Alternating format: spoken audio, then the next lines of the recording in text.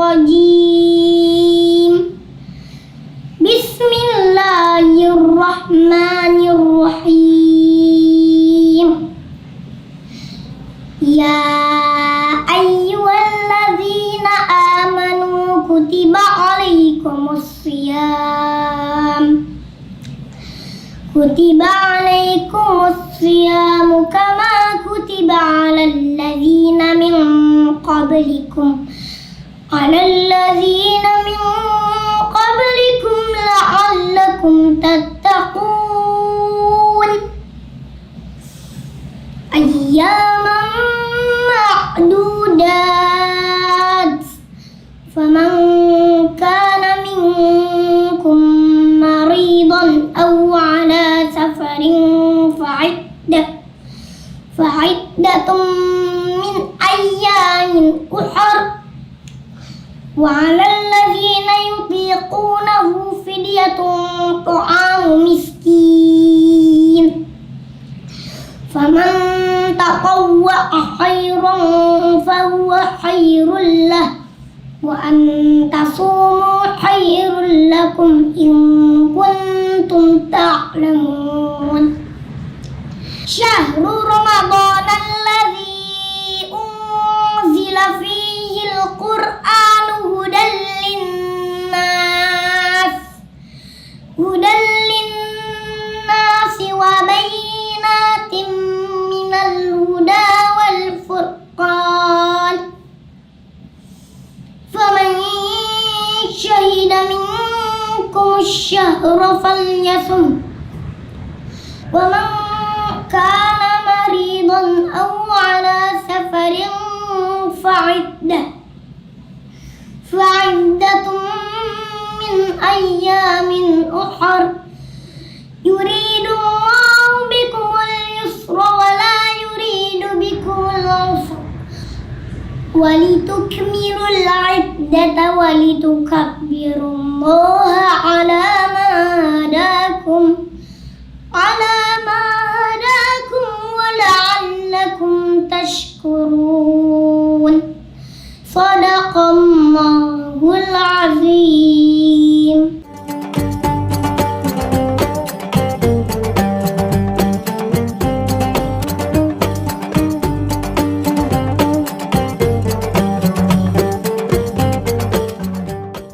Bismillahirrahmanirrahim. Assalamualaikum warahmatullahi wabarakatuh.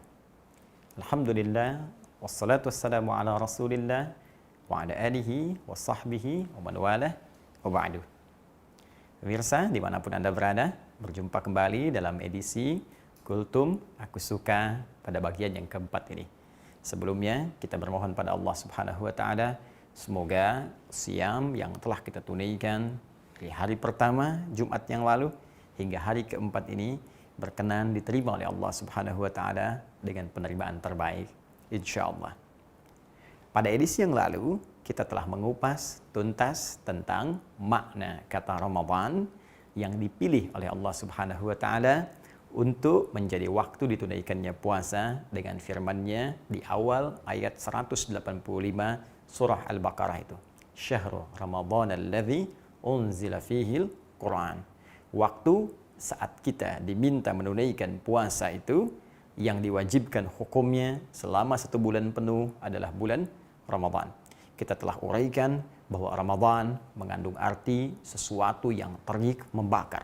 Ramadan memberikan makna bahwa berpeluang dosa-dosa kita diampuni, dibakar habis, dihanguskan dengan amalan-amalan yang kita kerjakan selama kita menunaikan puasa. Di edisi kali ini kita akan bertanya kepada Allah dan Rasulullah SAW dengan uraian-uraian nas yang sampai kepada kita baik dalam Al-Quran ataupun hadis-hadis Nabi SAW tentang amalan-amalan dimaksud yang saat kita kerjakan mampu menggugurkan dosa-dosa kita sekaligus mengangkat derajat kita di sisi Allah Subhanahu wa taala sesuai dengan makna Ramadan yang telah kita ulas di pertemuan yang lalu. Di antara sekian amalan itu ada yang menarik yang disampaikan oleh Nabi SAW yang kemudian dihimpun oleh Al-Imam Al-Bukhari dalam hadis sahihnya, hadis riwayat Al-Bukhari ya, pada pembahasan kitab Shiyam nomor hadis ke-37 itu, ya, dalam rawi sahabat Abu Hurairah, Abdurrahman bin Sakhr yang punya kunyah disebut dengan Abu Hurairah. Kita temukan dalam hadis ini Nabi memberikan satu pesan yang sangat singkat dan padat, senafas dengan kalimat pesan Ramadan yang pernah kita bahas di pertemuan yang lalu. Nabi sampaikan, man qama Ramadhana. Baik, perhatikan baik-baik. Di pertemuan yang lalu kita pernah tuliskan man shoma Ramadhana. Dalam hal hadis ini Nabi menyampaikan man qama. Baik. Man qama Ramadhana. Masya Allah. Imanan wahtisaban. Imanan wahtisaban. Ghufira lahu ma taqaddama min dhanbi. Ini poinnya.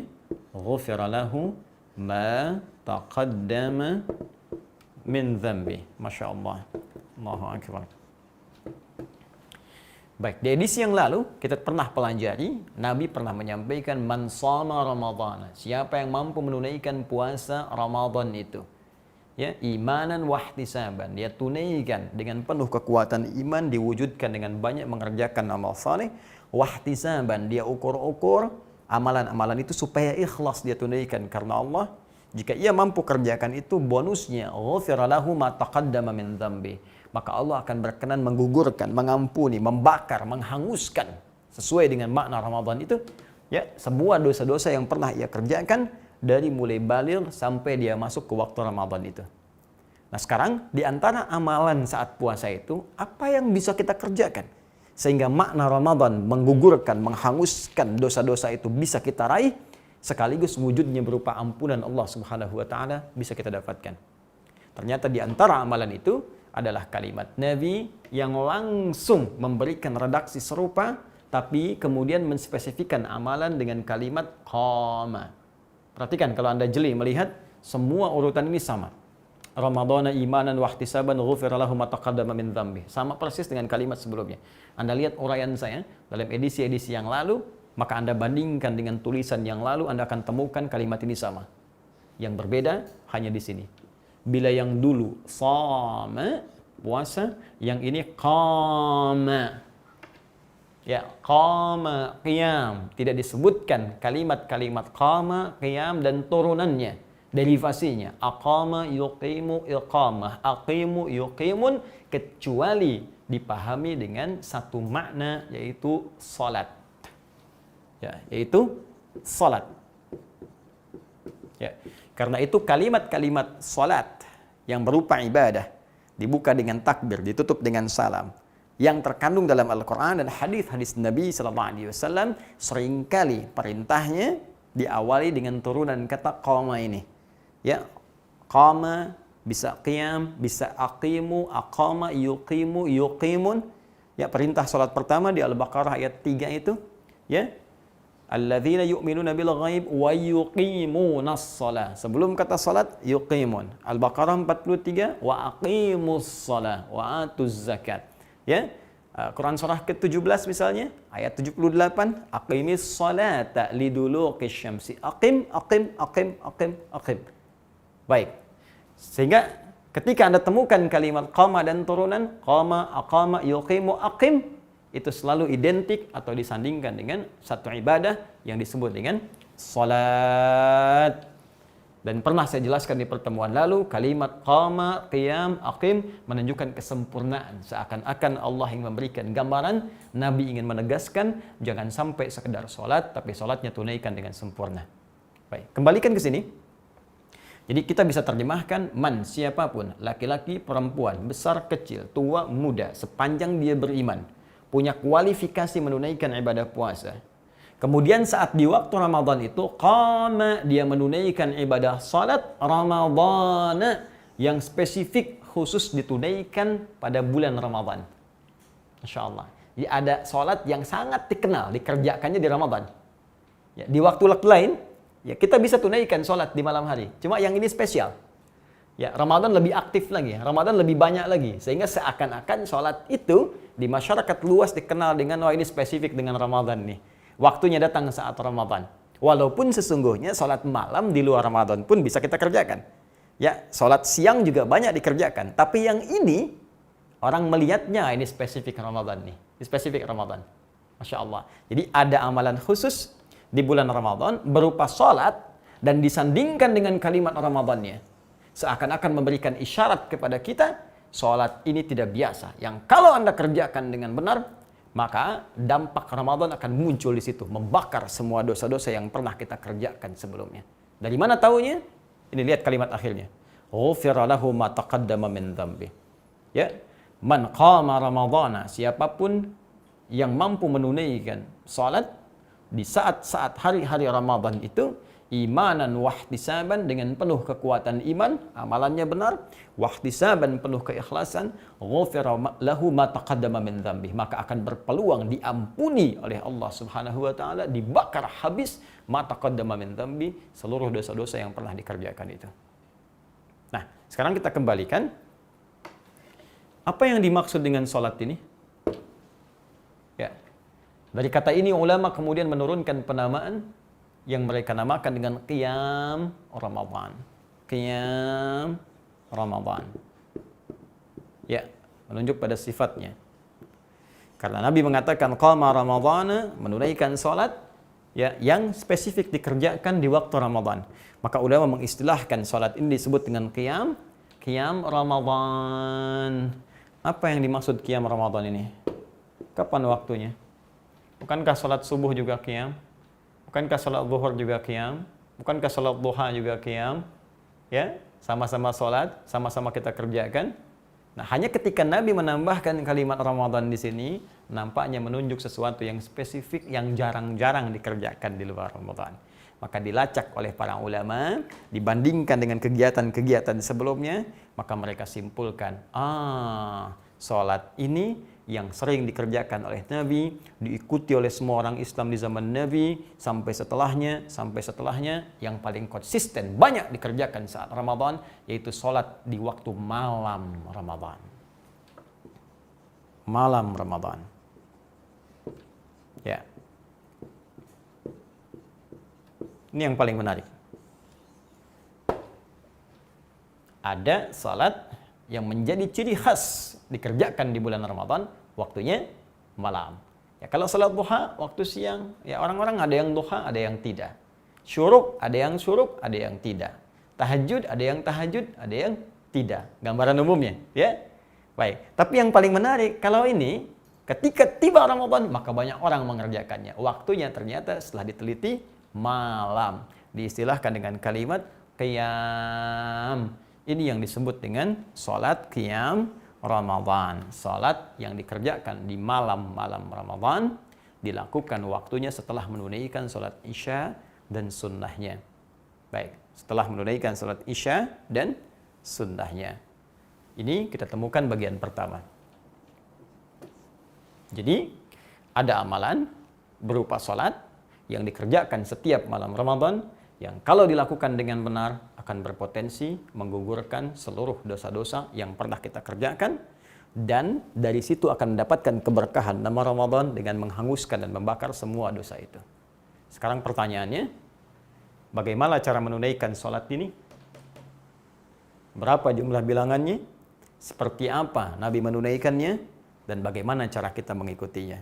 Itu yang coba kita akan teruskan dulu. Baik, karena kalimat yang menggunakan kata qiyam atau qama kemudian dikerjakan di malam hari, maka kita akan melihat petunjuk dari hadis-hadis Nabi sallallahu alaihi wasallam, bagaimana Nabi memberikan petunjuk tentang teknis penunaian salat yang dimaksudkan.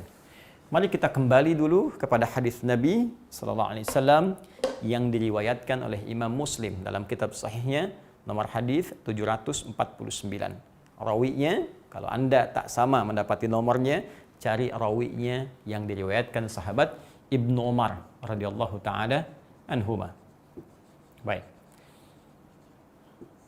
beliau pernah mendapatkan penjelasan dari Nabi sallallahu alaihi wasallam. Perhatikan kalimatnya tentang salat malam.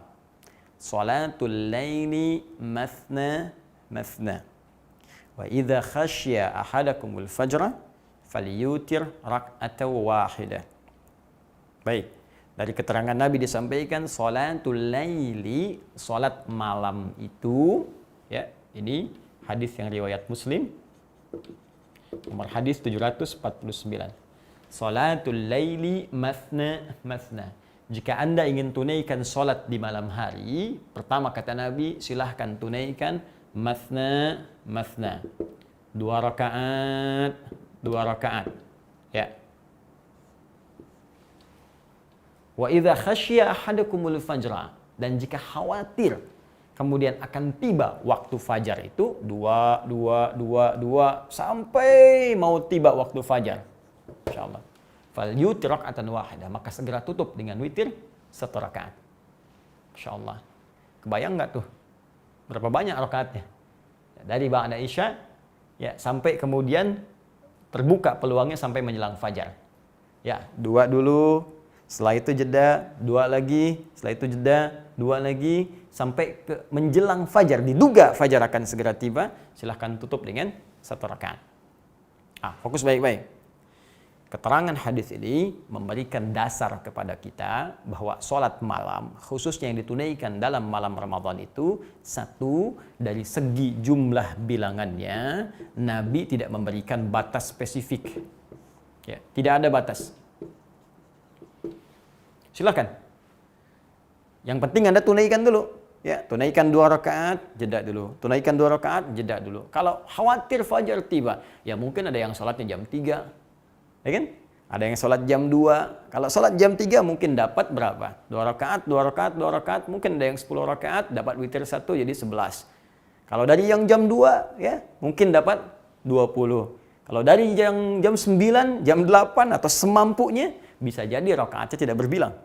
Karena itu nanti di kalangan sahabat ada yang sampai 11, ada yang sampai 23, ada yang sampai bahkan 36, tambah witirnya kemudian ada yang 1, ada yang 3, ada yang 40 rakaat.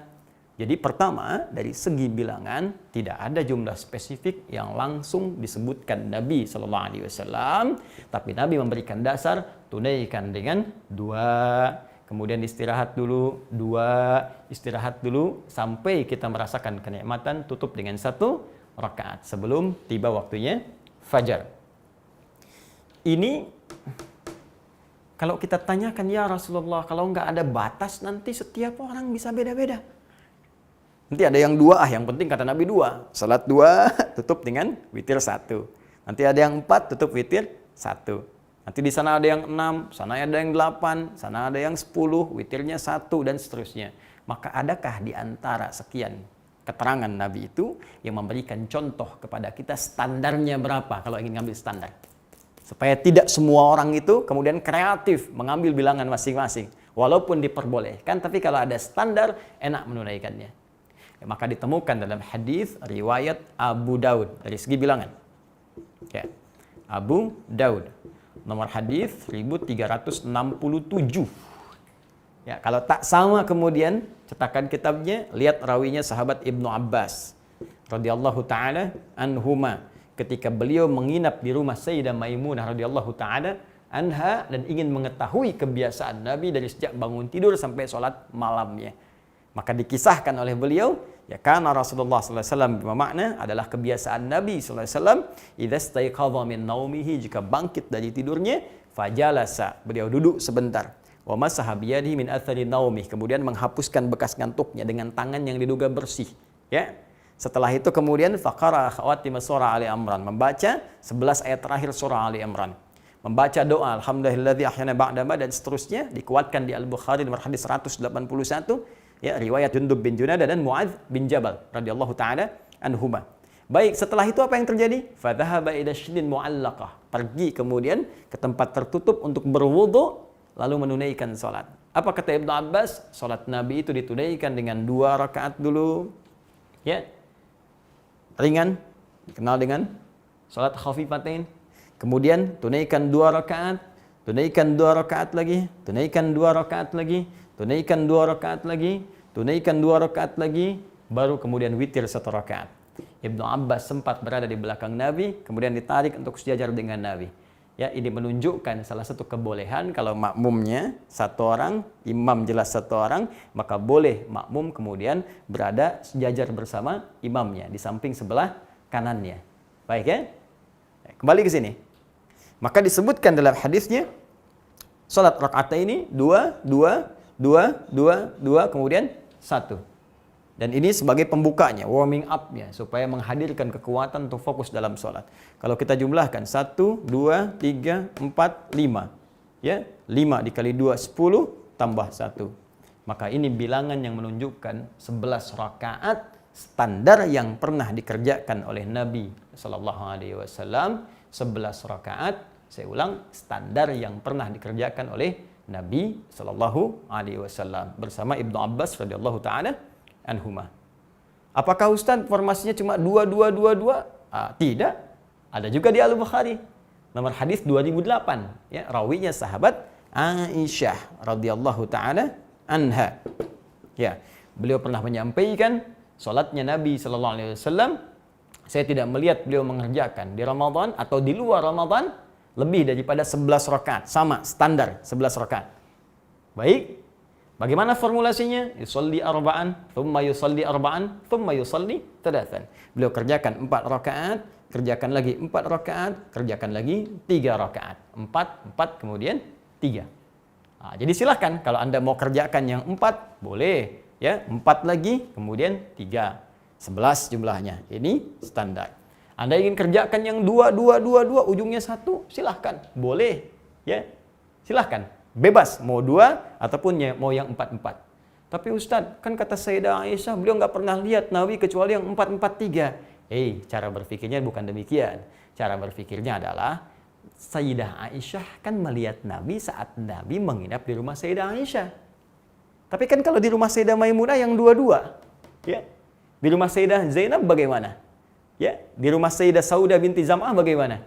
Ini yang dimaksud Sayyidah Aisyah ketika Nabi ada di tempat beliau menunaikan 11 rakaat dengan formulasi 4-4-3. Di tempat lain pernah 2-2-2 ujungnya 1. Ini fleksibilitas saja, tidak harus diperdebatkan karena semua dicontohkan oleh Nabi SAW. Jadi yang 2-2-2 ujungnya 1 boleh, 4-4-3 pun boleh.